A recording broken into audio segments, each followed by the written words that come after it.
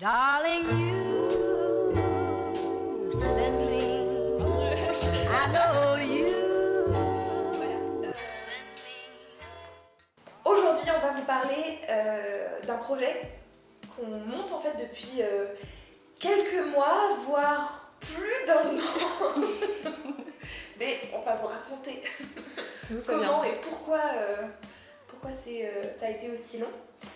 On prépare un événement conférence à Paris 2 jours, le 18 et 19 mai, à propos des femmes dans le milieu professionnel, qui a pour but proposer en fait de partager des témoignages ou de parler de thématiques précises comme la confiance en soi, la recherche d'emploi, le harcèlement ou le sexisme dans le milieu professionnel. Une conférence gratuite financée par un crowdfunding sur la plateforme Ulule. Donc je vous propose de mettre pause pour le moment et d'aller voir la vidéo sur la chaîne d'Esther pour avoir plus d'informations sur le pourquoi du comment. Et ici on voulait faire une discussion par rapport à l'historique, nos motivations, comment on a eu l'idée de créer cet événement Woman Up.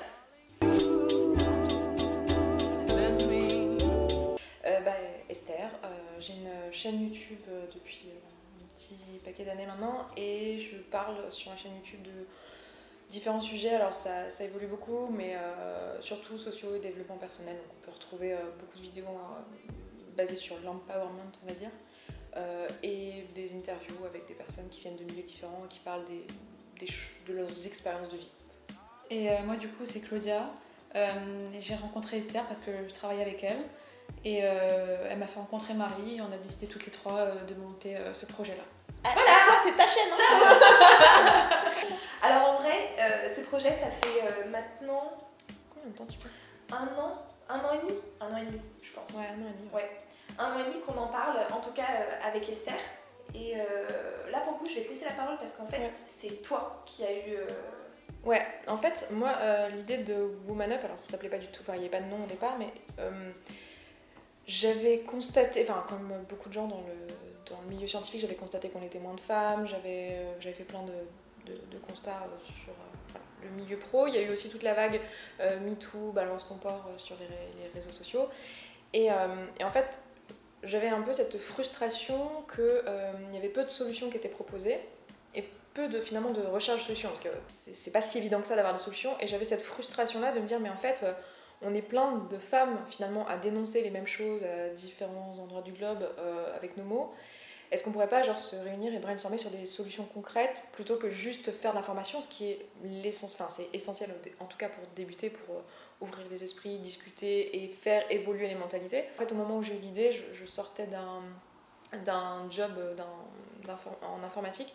Et en fait, j'avais appris que j'étais la moins bien payée de l'étage des développeurs. C'est le genre de job où en fait tu négocies ton salaire à l'embauche. Et j'avais appris que j'étais la moins bien payée alors que j'étais aussi la plus diplômée en fait des développeurs. Cool, sympa.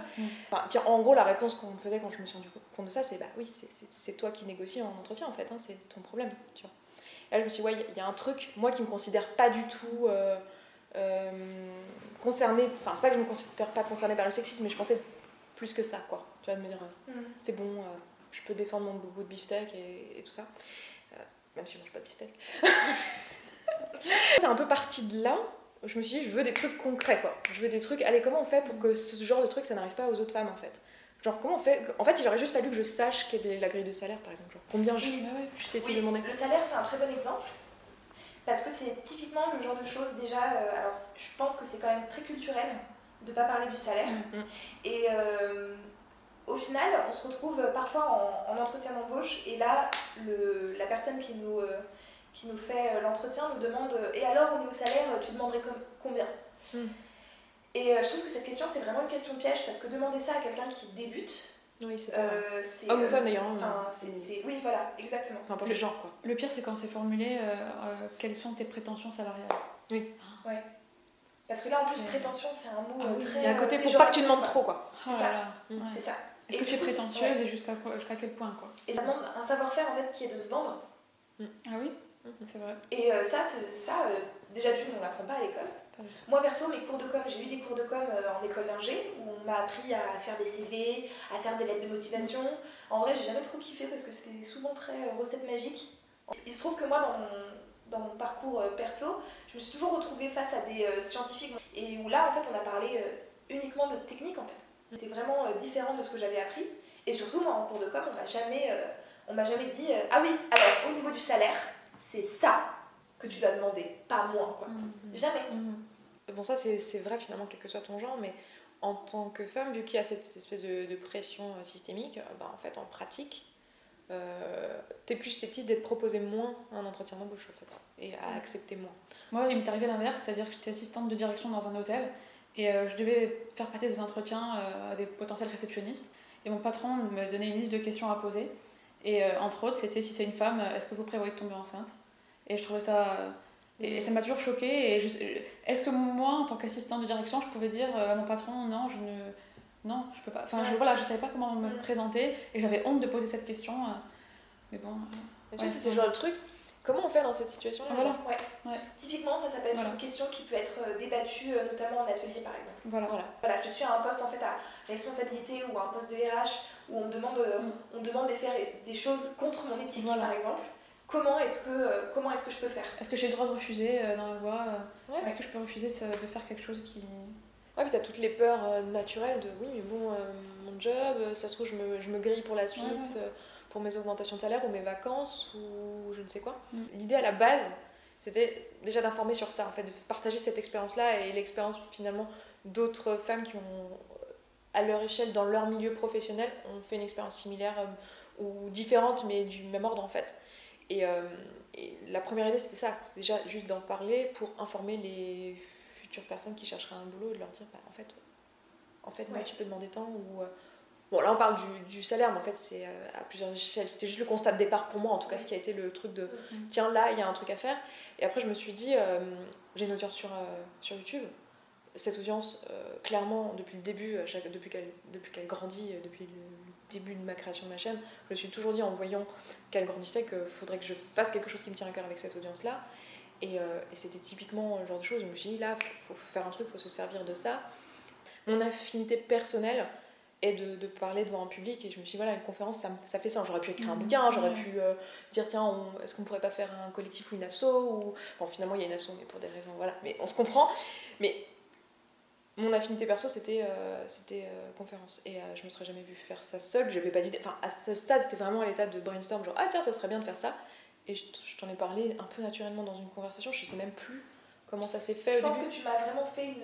Je t'ai démarché. Une demande, ouais. Ah ouais, je me souviens plus, tu vois. Tu m'as dit, est-ce que tu voudrais pas m'aider, organiser ça avec moi? Moi j'ai trouvé ça cool. L'organisation d'événements ou en tout cas de colonies de vacances par exemple ou de choses comme ça, c'est des choses que j'aime faire et que je fais déjà quoi. Donc déjà un espèce de challenge comme ça, moi je dis oui. Et si en plus ça me permet d'allier en plus mes idées politiques et militantes, ça me va très bien. Et je trouve que le point professionnel, c'est quelque chose qui... Alors, je dirais pas qu'il m'a manqué parce qu'au final, j'ai eu des personnes pour m'aiguiller et pour me dire si on te pose cette question-là en entretien, tu dis bien que c'est de la discrimination et que tu peux porter plainte. Mais je pense que c'est quelque chose que tout le monde n'a pas.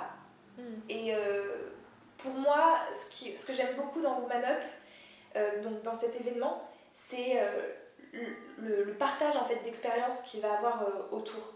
En gros, on va se retrouver. On va laisser la parole à des femmes qui ont différentes expériences dans le milieu pro et on va pouvoir du coup avoir des inspirations, des conseils, peut-être des pistes de réflexion. Moi, à titre personnel, ma déconstruction, c'est m'affranchir en fait, des codes du travail, c'est-à-dire dire non en fait. Ouais. En fait, c'est en discutant qu'on se rend compte. Oui. Parce que moi aussi, en discutant avec vous toutes les trois, je me suis rendu compte que dans mon travail que j'avais juste avant, je subissais du sexisme, mais en fait, même moi, je trouve ça normal, quoi. Et c'est en discutant que je me suis rendu compte, mais non, ça c'est pas normal, quoi. Et ça, c'est pas subir. Ouais, c'est ça. Et en discutant ensemble, ça peut faire des déclics à certaines personnes. Et... carrément. Ouais. Et du coup, en fait, à la base, on aurait voulu que ça se fasse en 2017.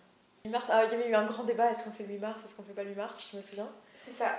Genre, ah oui, mais non, mais c'est cliché, oui, mais bon, si on veut que ça fasse du bruit autour de l'événement. Ouais. Alors finalement, on avait dit pas le 8 mars 2017 parce qu'on voulait peut-être pouvoir toucher des personnes qui potentiellement auraient d'autres choses prévues le 8 mars. Ouais. Pour des questions. Que s'est-il passé? Voilà. Pourquoi est-ce que la conférence ne s'est pas produite en 2017? Bon, déjà, je pense qu'à ce moment-là, il y avait dans notre dynamique, déjà on était toutes les deux, et il y avait un peu ce truc du coup qui est dû au fait que c'est moi qui s'est démarché, tu vois, je me rappelais plus, mais qui est dû au fait que dans ta tête, c'est quand même moi qui avais le lead. Et je suis un très mauvais leader, contrairement à ce que, je sais pas, je dégage apparemment, que je suis un plutôt bon leader, mais pas du tout. Et ce qui fait que si c'est moi qui lead, le projet n'arrive pas forcément à bouger de bonnes idées, je peux lancer des trucs, mais je suis pas forcément la meilleure personne pour le rythmer, le maintenir dans le temps, le faire cadrer, etc.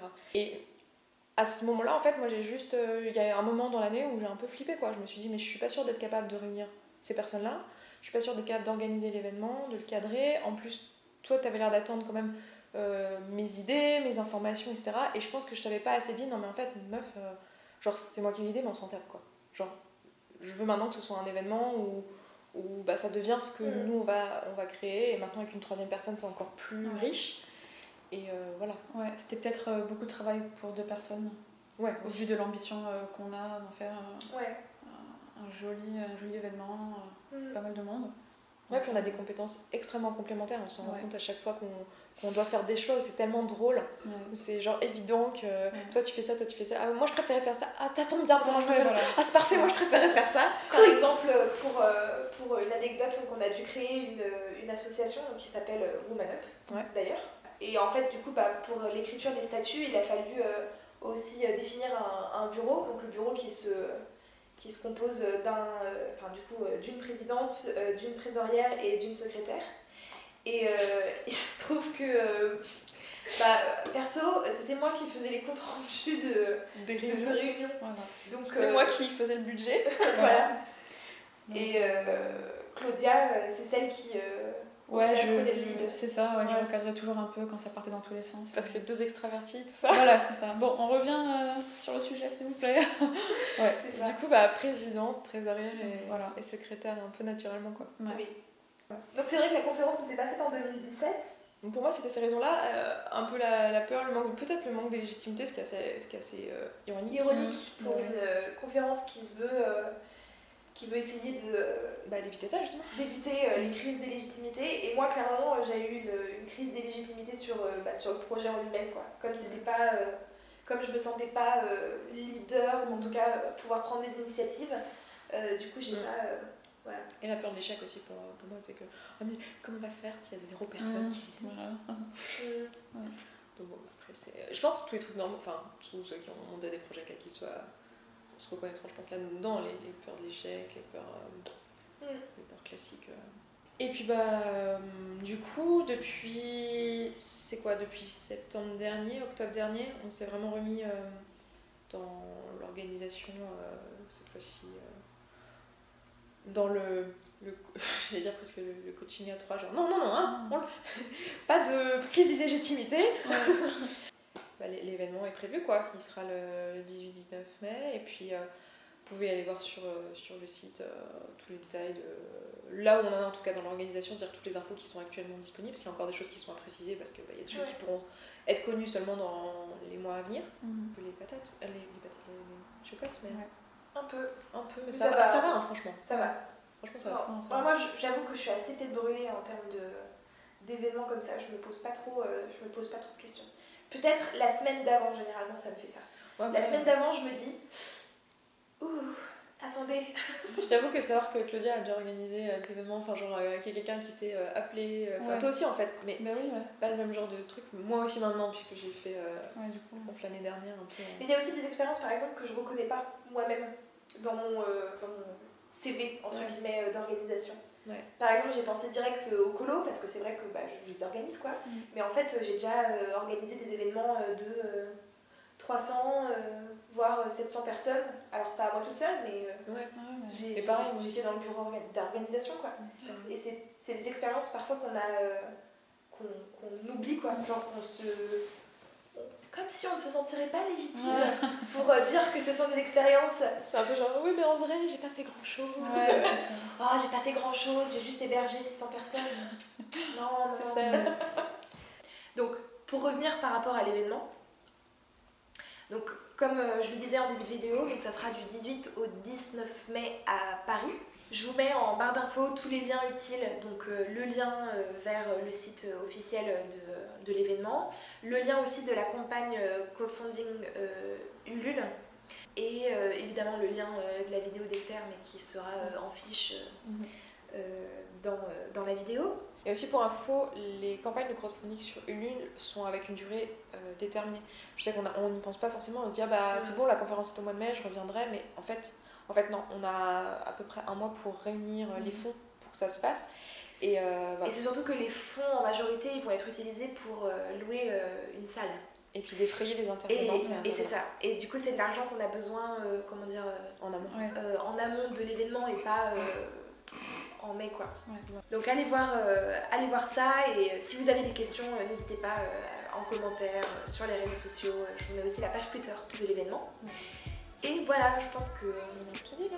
on a tout dit. Voilà. Donc je vous dis à très vite du coup pour la prochaine vidéo. Ciao. Ciao.